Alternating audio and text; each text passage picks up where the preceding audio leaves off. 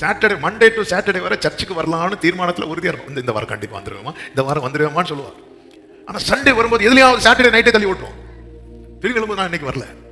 ஏன் வரலன்னு கேட்டால் பிரச்சனை. அதை அவனை என்ன செய்யுமா, அலைக்கழிக்கும். கேட்டால் பிரச்சனை. வீட்டில் பெரிய போராட்டமே வெடிக்கும். கடைசியில் என்ன முடிவுக்கு வரும் தெரியுமா, இவங்க கூட சண்டை போட்டால் நமக்கும் ஆராதனை கட்டாயிரம் சொல்லிட்டு வீட்டில் போட்டுட்டு நம்ம வந்துடுவோம். ஆமாம். அதாவது தேவனோடு பிள்ளை நெருங்கலைனாலே பின்னாடி ஒரு ஆவி வேலை செய்யுது. இதை நம்ம அக்செப்ட் பண்ணணும். அதான் அந்த தகப்பனுடைய குவாலிட்டி. அந்த ஒரு ஆவி அவனை பிடிச்சிருக்காண்டவரே. அப்போ அவன் எப்படி பார்க்கறது தெரியுமா, என் பிள்ளை ரொம்ப நல்ல பையன்ப்பா, ஆனால் என் பிள்ளைய ஒரு ஸ்பிரிட் கெடுத்துட்டு இருக்கு.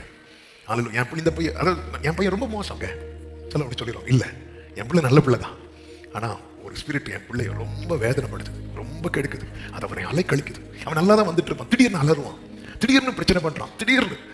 அதாவது அவர் டார்கெட் இவனை அழிக்கணும். இவனை அழிக்கணும்னா இவனை யாருக்கிட்ட சேர விட்டுறக்கூடாது தெரியுமா, ஏசு கிட்ட சேர விட்டுறக்கூடாது. ஏன்னா பிசாசுக்கு தெரியும், இவன் ஏசு கிட்ட சேர்ந்துட்டானா இவனை பிடிச்ச ஆவி அழிஞ்சிடும்.